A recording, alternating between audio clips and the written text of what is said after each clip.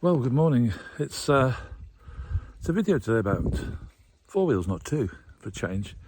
Those of you who followed my channel over the years and know me know that we're great campervanners when I'm not on solo two wheels, and I always do my own vans. And we recently sold our previous van for a new van, mainly for work. As all the vans are really for work, but then they double up as a camper. And so I thought I'd just give you a little walk around of what I've done so far on this van. It's still early stages, so don't be too critical. There's a lot to do. And for security reasons, I've actually covered up the registration number of this van. You never know who's watching these videos. Hopefully everybody's really nice, but you never know. So let's spin around and show you the van. It's a Peugeot Expert van, so it's a very small van. And let me give you a little bit of a run round the van. So Peugeot Expert, small van, much smaller than we've ever had before. 2 litre, very, very quick, very, very economical, and really all round a very, very lovely van. Let's show you what we've done to it so far. First improvements, obviously windows in the side, on the near side, and also let's have a look on the driver's side. And on the driver's side we've got another window which is an opening window, so you can see we've got an awning rail fitted full length of the van, and that does take a inflatable awning. I think it's a Kango awning, which gives us, and I'll put a picture on here, the ability to have a massive room on the side should we so wish. The back is sign written because it's a work van, but this can be problematical if you go on campsites, so it's only written on the back doors, and I may get a couple of panels, magnetic panels, to cover that, because they can be a bit finicky about this on some of the campsites, but it's not sign written on the front, which is where they normally look when they come in, so it shouldn't be an issue. And let's go and have a look actually inside the van now.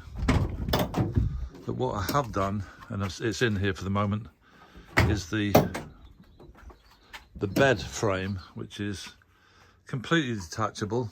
You just pick it up and move it out basically. But it does have tie downs, and there's still some more painting to be done on that.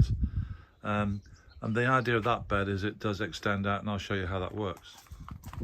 Eventually the side that looks particularly rough will be carpeted, and the idea of this bed is it simply slides out.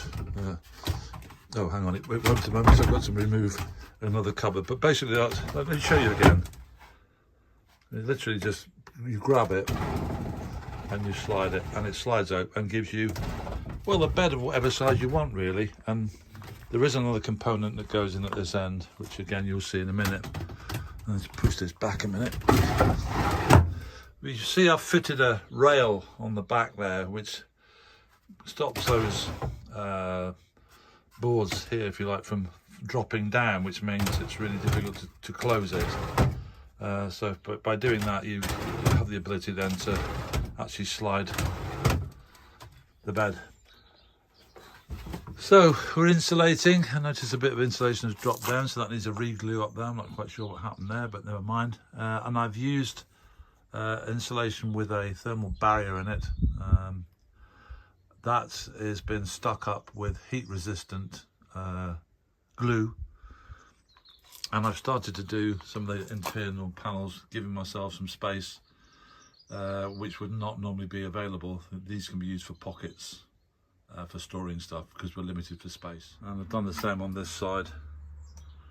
And I've redone the doors. They're insulated in behind. And I've replaced what was there with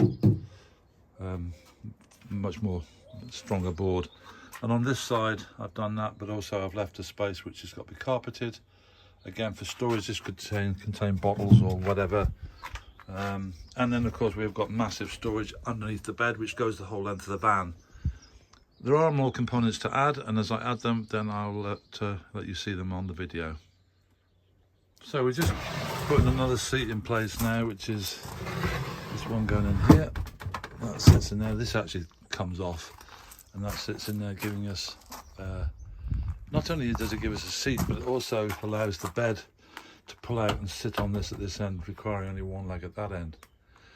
So kitchen is the next bit, and that's a piece I've been working on, so let's have a look at that. Squeeze to get it in, but hopefully it does go and fit in. I'm using these extra spaces on the side that I've got to actually get it in place, and then I simply, I'll say simply, make sure it's square. It sits up there.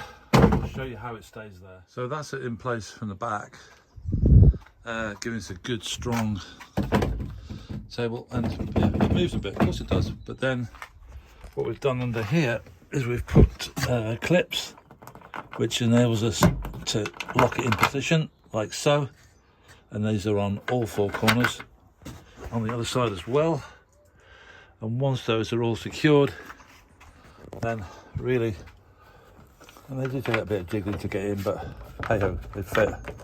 Once they're in, that one's a bit tight, oh it's not in quite position, but once they're in, then that can't, in theory, can't slide forward, which enables us to put everything on top of here as we go. So that's the next stage. So I'm keeping the grey theme, the van's silver grey, so I'm keeping it all the same, and I'm using this paint. So Osmo, it's a decking paint, but it's a decking paint. It's not a decking paint at all. It's a decking oil, and I'm painting all the wood with that. It's keeping the grey effect. Because it's a decking oil, it's very hard wearing, unlike paint that chips regularly.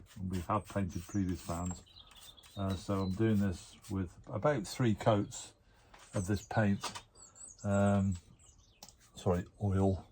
and it does give a nice finish, and as I say, it keeps the van looking the same, basically grey.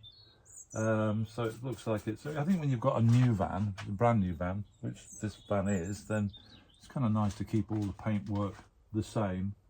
So yeah, so that's what I'm using in the way of treating the wood.